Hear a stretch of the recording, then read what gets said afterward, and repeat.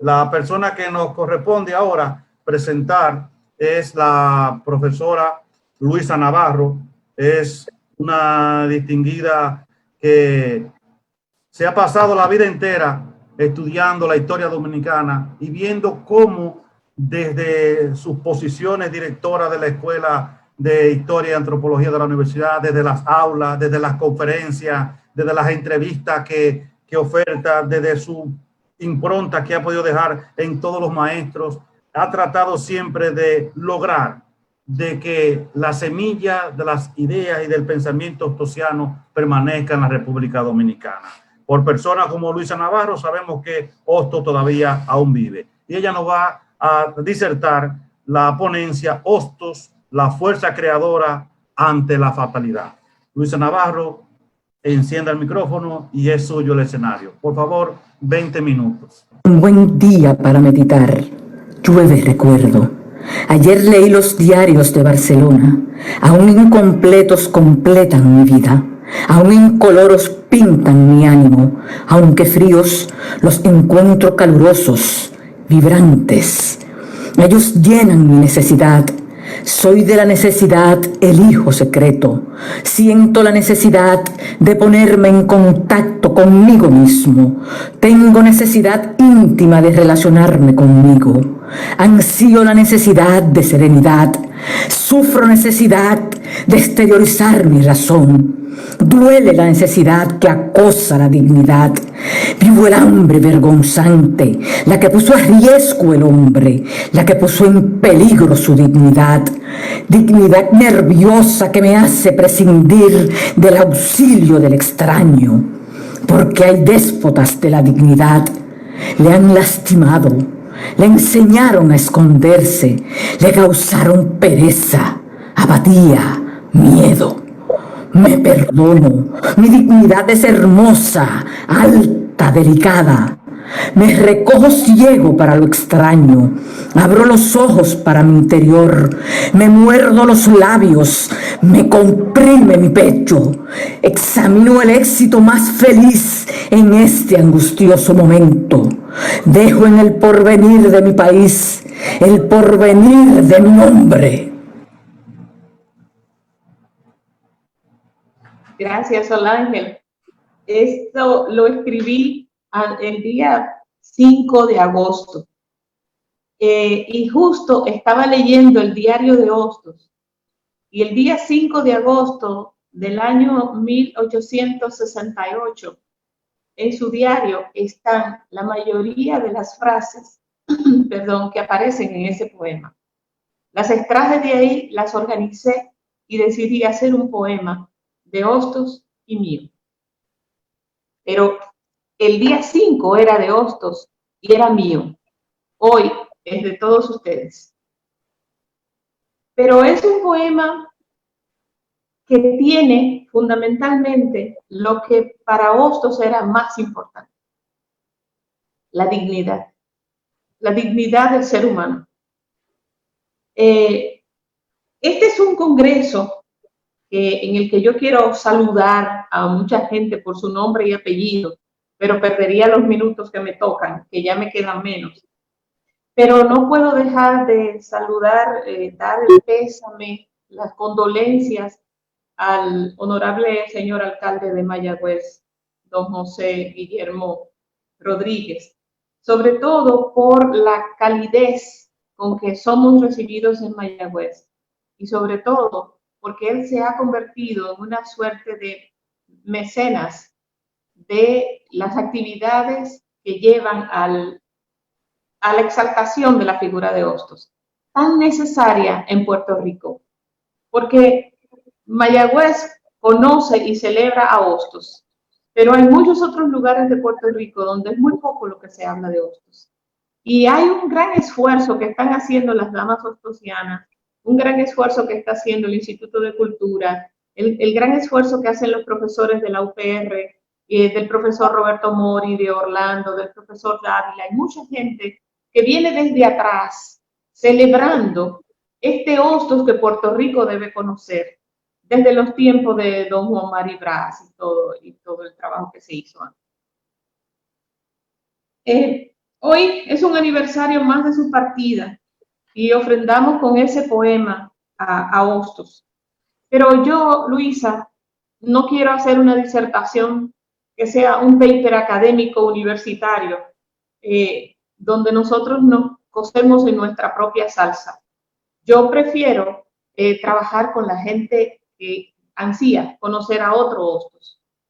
Y el mismo Hostos planteó varias veces que él era más que pensamiento, él también era sentimiento. Y ponía mucho, fuerte sentimiento. Le he llamado invitatorio al poema, puesto que en la tradición judeo-cristiana, como el almuecín musulmán, el invitatorio es el llamado a la oración. En nuestra tradición decimos, Señor, abre mis labios y mi boca proclamará tu alabanza. Y como me tocaba empezar como almuédano de este congreso, quería empezar con mi música, la que pude sacar de el texto de Eugenio María de Hostos. Y así el maestro Hostos encontró, por ejemplo, en la fatalidad, que es el nombre que le he puesto a esta disertación hoy,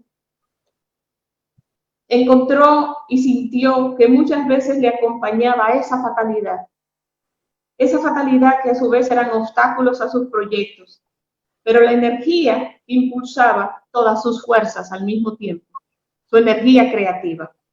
Y hoy, en medio de una pandemia que nos reduce, es buen tiempo para ser conscientes de que como humanos somos sobrevivientes de otra pandemia, de una muy silenciosa, que algunos hasta se atreven a mencionar en los análisis científicos, además de que aparece en la base de toda la literatura y en gran parte en las artes. Esa pandemia no es pasajera del todo, es permanente y la podemos llamar carencias. Pero Hostos ve una ventaja en ello, puesto que nos enseña que carecer de todo nos convierte de pronto en dueños de una maravillosa instancia que somos nosotros mismos. Hurgando en su diario, encontramos al ser que muchas veces en su vida careció de todo. Como nos ha sucedido a muchos de nosotros, en medio de esas carencias y múltiples necesidades afectivas, económicas, cotidianas, perdemos seres queridos, como le acaba de ocurrir al señor alcalde de Mayagüez. Y coincide que Hostos también en su diario, en las partes que seleccioné, también tuvo pérdidas de familiares, de amigos y sobre todo de su madre. Y a todo eso, dentro de tantas carencias y esas pérdidas, a eso le llamó fatalidad. Y yo creo que nosotros estamos viviendo un momento de fatalidad. Pero la fatalidad por sí misma, ante el sentir de que somos nada y que estamos hasta en el umbral de un suicidio, como pudo haberle ocurrido a él, aparece una fuerza que nos eleva, que nos lleva nuevamente a la condición humana y somos el demiurgo apropiado de nuestra capacidad creadora de hacer bien a la humanidad y de hacernos bien a nosotros mismos.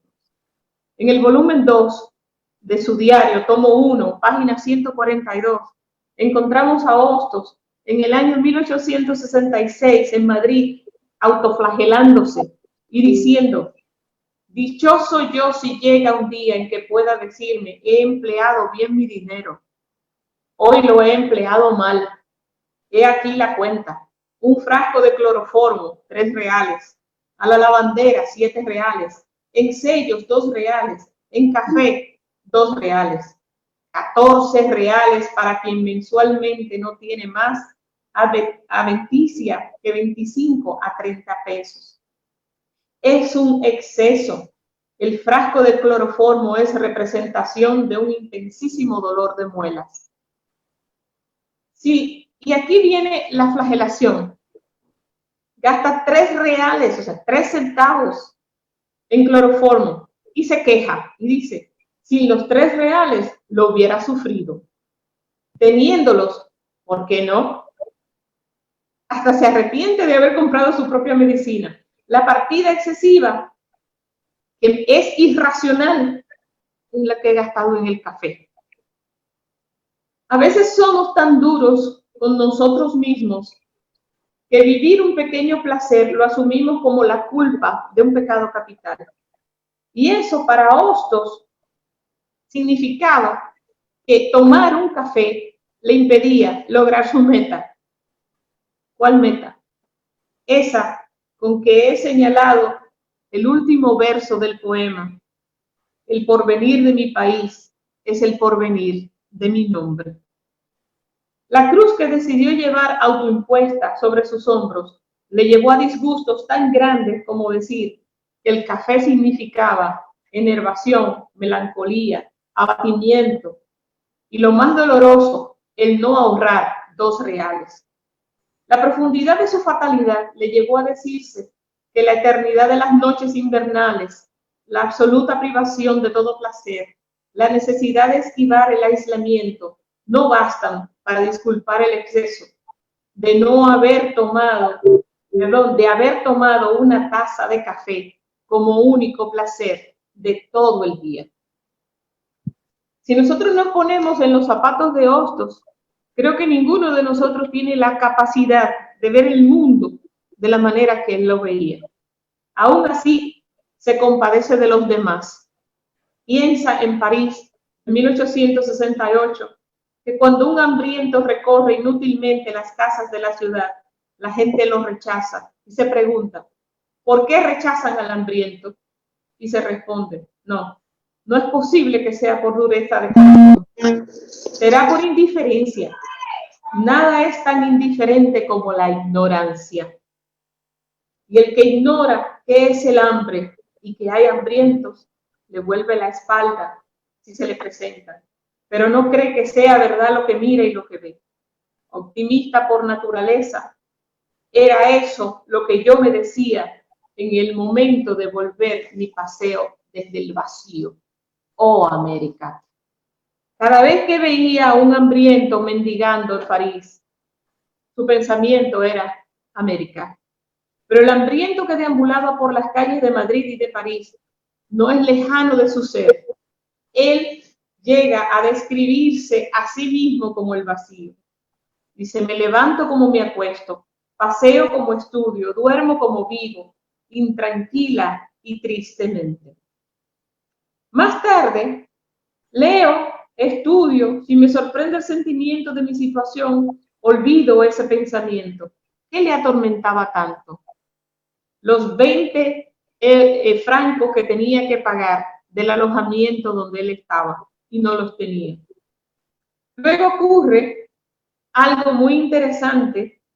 El día 26 de agosto en París, a las 4:40 de la tarde, porque Hostos tenía la manía en su diario de, además de poner el día y el lugar, poner la hora. Y además de poner la hora, también explicaba cómo estaba el clima, si llovía o hacía sol, si hacía calor o hacía frío. También tenía la manía de decir si había comido o no había comido, si había dormido bien o no había dormido bien. Y dice, ante todo la expresión de una angustia ridícula. He recibido una carta que cuesta 7 reales. No los tengo. Y me devano los sesos preguntándome, ¿cómo haré para pagarlos? Después, la expresión del sentimiento de profundísima amargura con que leo siempre las cartas de mi padre, cuya situación, cuyas congojas, cuyas penalidades me caen en el corazón como remordimiento de hijo. ¿Remordimientos? ¿Y por qué? Porque no nací con naturaleza idónea para el triunfo social, para la prosperidad, para los bienes externos que constituyen el bienestar de la familia. Porque soy desgraciado y no puedo hacer feliz a los míos. Porque si no se quejan, yo me quejo de mí con ellos. Y si se quejan, creyendo injusta la queja, no puedo desecharla sin dolor. Dice el bueno de mi padre que no extraña mis repetidos contratiempos, que cada nueva empresa mía le anuncia otro. Porque yo, como él, con la familia, como con nuestro país, estoy bajo la dura mano de la fatalidad. No hay forma de que Hostos desligara a Puerto Rico de todo su ser, de su vida, de lo que él sentía. ¿Fatalidad? Pregunta. Tenaz se necesita hacer para seguir negándola. Pero como no la veo, como la busco y no la encuentro, como en lo que de mí depende y en mucho de lo que no depende, soy yo y nadie más quien interviene, quien propone y dispone, quien se engaña o acierta, quien triunfa y quien cae. Yo y no la fatalidad. Mi carácter y no el destino. Mis virtudes y mis vicios, mis defectos y mis excesos, mi perspicacia y mi torpeza, mi sensibilidad y mi dureza, mi firmeza y mi debilidad. En una palabra, soy yo el responsable. Yo, sobre quien cae todo el peso de la vida vía, todo el dolor de las vidas que quise desarrollar en armonía. Que si pesa,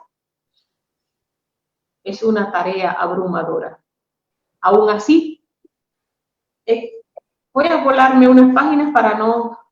llegamos a un Hostos que ve esa fatalidad, esa desgracia, con un ojo positivo. Y ese ojo positivo es, en su señalamiento, la fuerza creadora que está en cada uno de nosotros. Dice, luchemos pues, pero luchemos con todas nuestras fuerzas, con razón que dirija la voluntad y el sentimiento, con voluntad que sacuda la razón y el sentimiento, con sentimiento que armonice la razón y la voluntad. Si quieres ser hombre completo, con todas las fuerzas de tu alma, con todos los actos de su vida, de tu vida. Por eso decidí que no puedo trabajar a Hostos pensamiento, también lo tengo que trabajar sentimientos. Porque para enfrentar la fatalidad, los hombres y las mujeres de todos los pueblos debemos recurrir a nuestra fuerza creadora. Y he aquí, en medio de una pandemia, por la vía digital, virtual, satelital, expresiones de esa fuerza. Honramos al prócer de las Antillas, de América, del mundo, de Puerto Rico y nuestro, Eugenio María de Hostos. Gracias. Muchas gracias, profesor.